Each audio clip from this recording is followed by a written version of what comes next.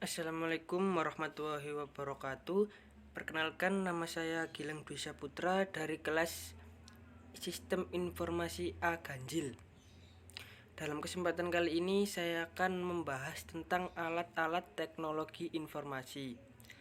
Alat-alat teknologi informasi yang pertama adalah komputer, alat yang dapat mengolah data menjadi informasi. Komputer adalah alat yang dipakai untuk mengolah data menurut prosedur yang telah dirumuskan. Kata komputer pada awalnya dipergunakan untuk menggambarkan orang yang pekerjaannya melakukan perhitungan aritmatika dengan atau tanpa alat bantu, tetapi arti kata ini kemudian dipindahkan kepada mesin itu sendiri. Asal mulanya, pengolahan informasi hampir eksklusif berhubungan dengan masalah aritmatika. Tetapi komputer modern dipakai untuk banyak tugas yang tidak berhubungan dengan aritmatika. Bagian-bagian komputer personal terdiri dari 1 monitor, 2 papan induk, 3 pemroses, 4 slot, 5 memori akses acak atau MAA, 6 slot PCI, 7 pencatu daya, 8 penggerak cakram optis, 9 cakram keras, 10 papan tombol, 11 tetikus. Jenis-jenis komputer ada 2. Yang pertama, ada komputer benam. Sekitar 20 tahun yang lalu, banyak alat rumah tangga, khususnya panel dari permainan video, juga mencakup telepon genggam, perekaman kaset video, PDA, dan banyak sekali dalam rumah tangga, industri, otomotif, dan alat elektronik lain.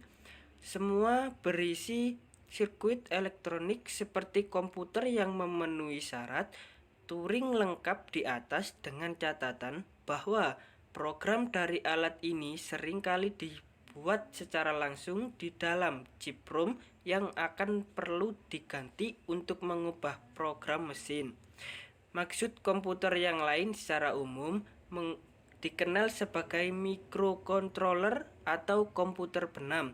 Oleh karena itu, banyak yang membatasi definisi komputer kepada alat yang maksud pokoknya adalah pengolahan informasi, daripada menjadi bagian dari sistem yang lebih besar seperti telepon, oven microwave, atau pesawat terbang, dan dapat diubah untuk berbagai maksud oleh pengguna tanpa modifikasi fisik. Komputer kerangka utama, mini komputer, dan komputer pribadi adalah macam utama komputer yang mendapatkan definisi ini. 2. Komputer pribadi. Komputer pribadi atau personal computer atau PC adalah istilah untuk komputer yang banyak diakui orang pada umumnya, sehingga banyak orang yang tak akrab dengan bentuk komputer selain komputer pribadi. Hanya orang-orang tertentu saja yang memakai istilah ini secara eksklusif untuk menunjukkan istilah yang lebih spesifik dan tepat.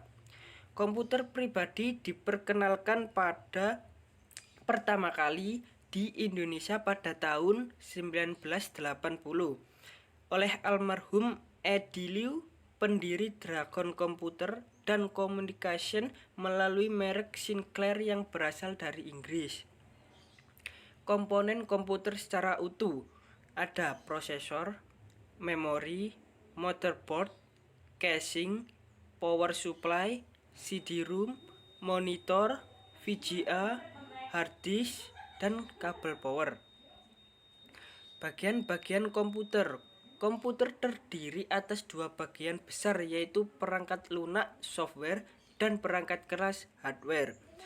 Perangkat keras, pemroses atau CPU sebagai unit pengolah data, memori RAM, tempat penyimpanan data sementara, hard drive, media penyimpanan data semi permanen, perangkat masukan, media yang digunakan untuk memasukkan data atau diproses oleh CPU seperti mouse, keyboard, dan tablet. Perangkat keluaran media yang digunakan untuk menampilkan hasil keluaran pemrosesan CPU seperti monitor, speaker, headset, plotter, proyektor, dan printer.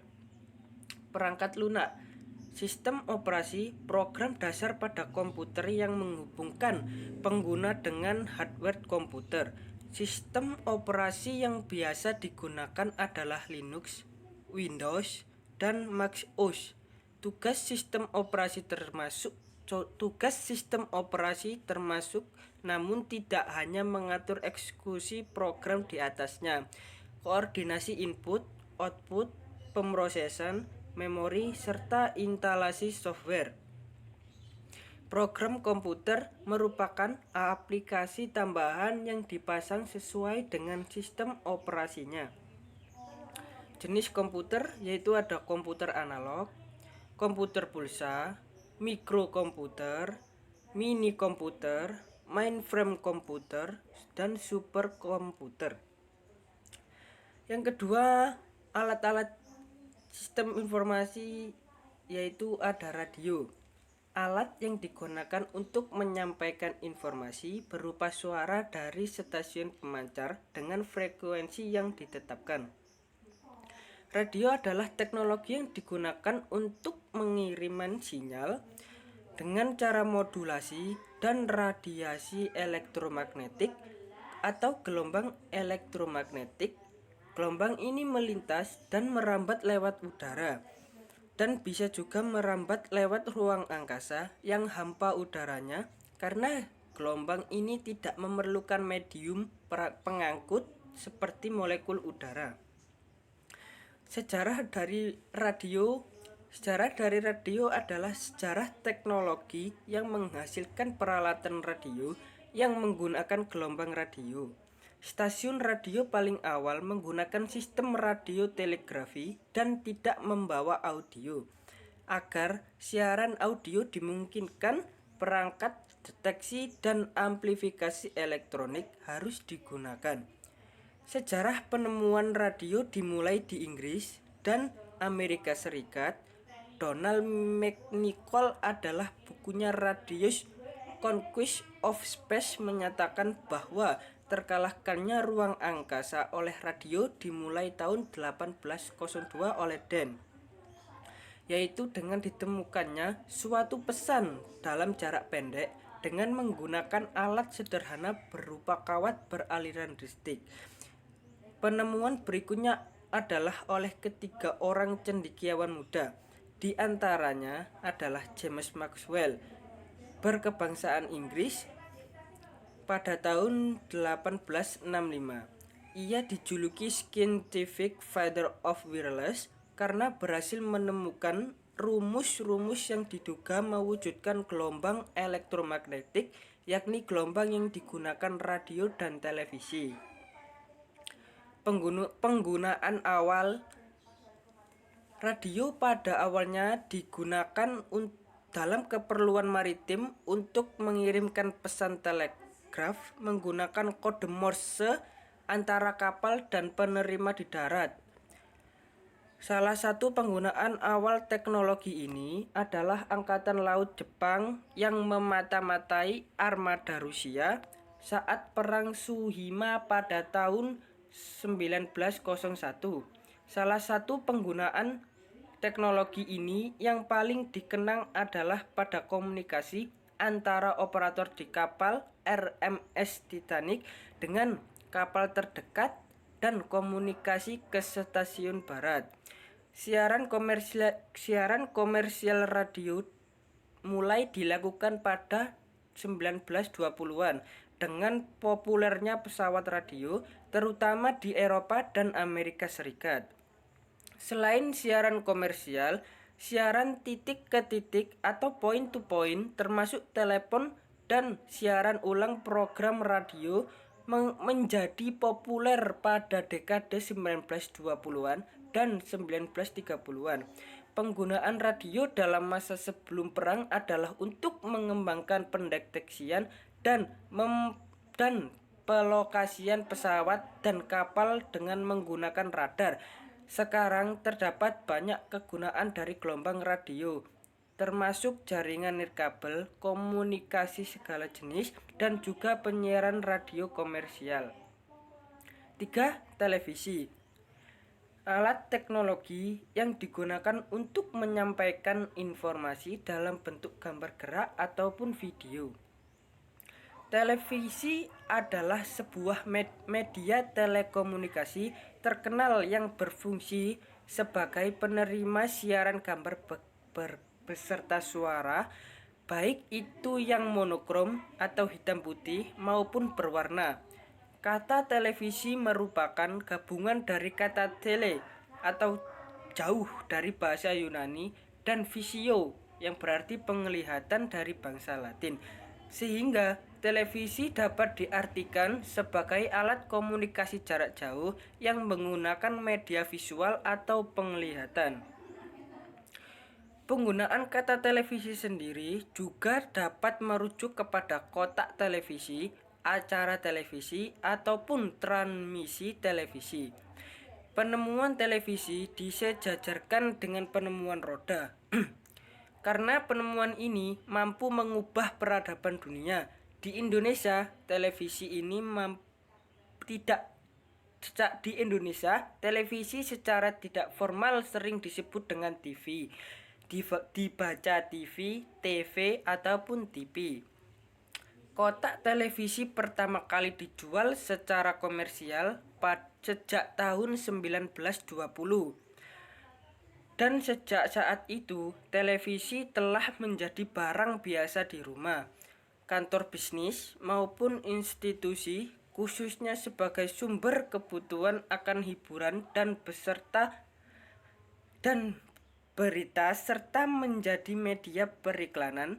Sejak 1970-an munculnya kaset video, cakram laser, DVD, dan kini cakram Blu-ray juga menjadikan kotak televisi sebagai alat untuk melihat materi siaran serta hasil rekaman. Dalam tahun-tahun berakhir, siaran televisi telah dapat diakses melalui internet, misalnya melalui e-player dan Hulu. Komponen kotak televisi.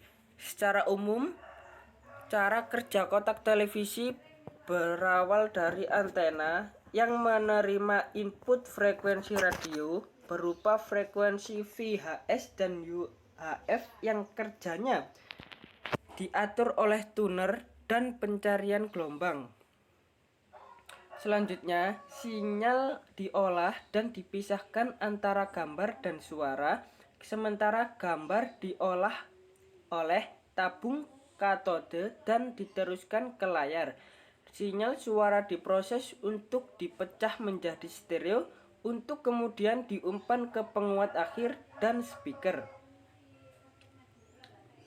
Perangkat output gambar televisi saat ini menggunakan bagian teknologi penampilan seperti CRT, LCD, plasma, DLP, maupun OLED. Sedangkan untuk terminal input tambahan lagi bagi peranti keras lain, unit televisi juga dilengkapi dengan terminal input untuk DVD player, konsol permainan video, dan alat pendengar personal. Terminal input lain yang juga kerap dijumpai termasuk RCA, Mini DIN, HDMI, SCART, dan di terminal ada juga yang dilengkapi input untuk perekaman suara dan gambar dari acara TV. Sebagai unit TV mewah dilengkapi dengan port Ethernet untuk menerima data dari internet seperti nilai saham, cuaca, maupun berita. Seluruh unit TV yang diproduksi sejak awal 1980-an juga dilengkapi dengan remote kontrol inframerah untuk mengontrol saluran siaran, suara, kecerahan, kontras, warna, dan lain-lain. Yang keempat ada laptop. Alat informasi praktis yang dapat dibawa kemana-mana. Laptop atau komputer jinjing adalah komputer bergerak yang berukuran relatif kecil dan ringan. Beratnya berkisaran 1 sampai 6 kg, tergantung pada ukuran, bahan, spesifikasi laptop tersebut. Sumber daya laptop berasal dari baterai ataupun adaptor yang dapat digunakan untuk mengisi ulang baterai dan menyalakan laptop itu sendiri. Baterai laptop pada umumnya dapat bertahan sekitar 2 hingga 6 jam sebelum akhirnya habis. Tergantung dari cara pemakaian, spesifikasi, dan ukuran baterai, laptop terkadang disebut juga dengan komputer notebook atau notebook saja. Sebagai komputer pribadi, laptop memiliki fungsi yang sama dengan komputer desktop atau desktop computers pada umumnya. Komponen yang terdapat di dalamnya sama persis dengan komponen pada desktop. Hanya saja berukuran kecil, dijadikan lebih ringan dan lebih pantas, lebih tidak panas, dan lebih hemat daya. Laptop kebanyakan menggunakan layar LCD atau Liquid Crystal Display berukuran 10 inci hingga 17 inci tergantung dari ukuran laptop itu sendiri. Selain itu, papan ketik yang terdapat pada laptop juga kadang-kadang dilengkapi dengan papan sentuh yang berfungsi sebagai pengganti tetikus. Papan ketik dan tetikus tambahan dapat dipasang melalui soket Universal Serial Bus maupun PS2 jika tersedia. Berbeda dengan komputer desktop, laptop memiliki komponen pendukung yang didesain secara khusus untuk mengakomodasi sifat komputer jinjing yang portable. Sifat utama yang dimiliki oleh komponen penyusun laptop adalah ukurannya yang kecil, hemat konsumsi energi, dan efisien. Komputer jinjing biasanya harganya lebih mahal, tergantung dari merek dan spesifikasi komponen penyusunnya. Walaupun demikian, harga komputer jinjing pun semakin mendekati desktop seiring dengan semakin tingginya tingkat permintaan konsumen. Tablet PC. Perangkat ini memiliki layar sentuh sehingga mudah diputar dan mudah dibawa kemana saja. Mulai 2010, perangkat ini menjadi tren baru. Tren ini dikomandani oleh Apple Inc. yang menghadirkan iPad ke pasaran. Namun, ada perbedaan antara tablet PC dan iPad, yaitu 1. Tablet PC menggunakan stylus yang digunakan, sedangkan iPad menggunakan jari jemari. Tablet PC yang kedua, tablet PC dimaksudkan sebagai laptop yang berbeda, sedangkan iPad dimaksudkan sebagai gadget. Yang keenam, ada handphone. Handphone adalah perangkat telekomunikasi elektronik. Telepon genggam atau telepon seluler disingkat ponsel atau handphone disingkat HP adalah perangkat telekomunikasi elektronik yang mempunyai kemampuan dasar yang sama dengan telepon konvensional saluran tetap, tetapi dapat dibawa kemana-mana dan tidak perlu disambungkan dengan jaringan telepon menggunakan kabel. Jadi komunikasi nirkabel, bahasa Inggris wireless communication. Saat ini Indonesia mempunyai 2 jaringan telepon nirkabel, yaitu sistem GSM atau Global System for Mobile Telecommunication dan sistem CDMA atau Code Division Multiple Access. Badan yang mengatur telekomunikasi seluler Indonesia adalah Asosiasi Telekomunikasi Seluler Indonesia atau disingkat dengan ATSI. Sejarah dari telepon genggam yaitu penemuan telepon genggam yang pertama adalah Martin Cooper, seorang karyawan Motorola pada tanggal 3 April 1973. Walaupun banyak disebut-sebut penemu telepon genggam adalah sebuah tim dari salah satu divisi Motorola atau divisi tempat Cooper bekerja, dengan model pertama adalah Dyna TAC. Ide yang dicetuskan oleh Cooper adalah sebuah alat komunikasi yang kecil dan mudah dibawa bepergian secara fleksibel. Perkembangan dari generasi nol ya, seperti yang ada di gambar ini pada tahun 1940. Ini generasi pertama pada tahun 1973. Dan generasi kedua ini pada tahun 1996 ya. Dan generasi ketiga tahun 2007. Sekian presentasi dari saya, semoga bermanfaat dan terima kasih. Assalamualaikum warahmatullahi wabarakatuh.